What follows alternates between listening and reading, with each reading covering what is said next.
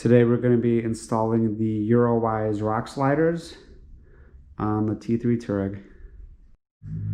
Tools needed for this install are going to be a T25, a 10mm, 15mm socket, and a 15mm wrench, as well as a jack. The hardware for this install is going to be brackets and a couple of bolts. Why you might want rock sliders is to prevent damage like this.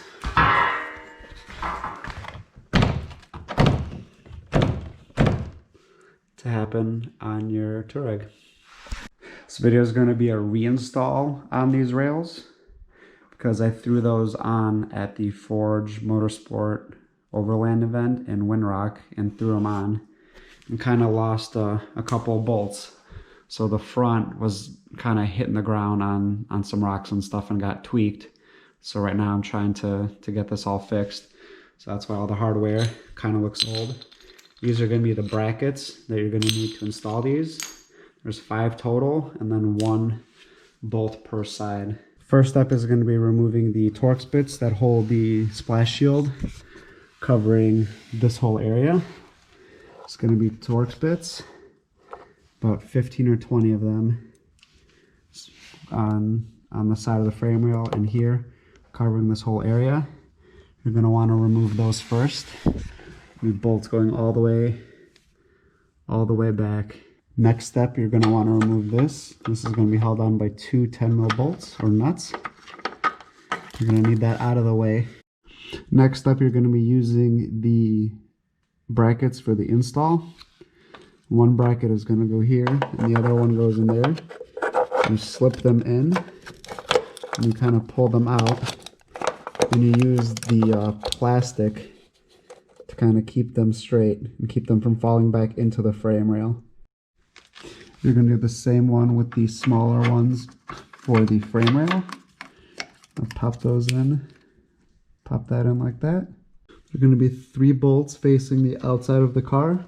1 in the rear, 1 in the center, and 1 in the front. To get access to those, you're going to have grommets like this in those exact holes. You're going to put a screwdriver in and pop those out and throw them away because you're not going to need them. There's a mounting point there. There's going to be a mounting bolt here, mounting there to here, and mounting there to there. Next step is going to help if you have 2 people, but it can be done with 1 person and a jack.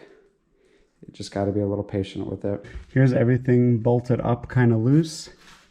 Right here you're going to have I believe it's going to be the M8 bolt going into a hole that has threads in it from the factory. Got your mounting point right there. Mounting point right here and right there. This guy, once you tighten the rock slider bolts, you can bolt the module back to the original mounting point. And then there are the rear mounting points. Once you start tightening things down, it's important to open the doors. Make sure that they don't touch.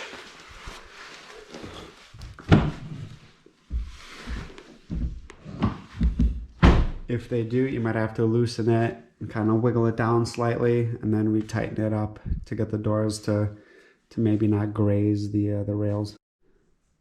Once you have it torqued down to 50 foot-pounds, you go ahead and install this module back, which will still work. Once you have everything tightened down, you're basically good to go.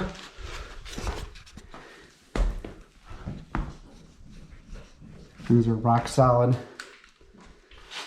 and that'll keep you from doing shit like this to your doors.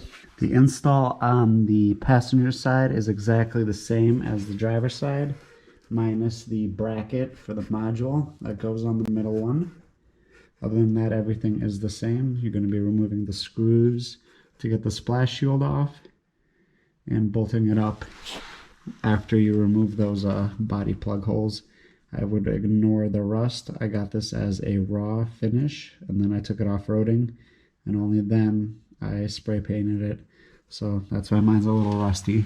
So definitely get the coated version to keep yours from looking like shit after you get them wet and live in Chicago where you get salt. So there you have it. Rails are done.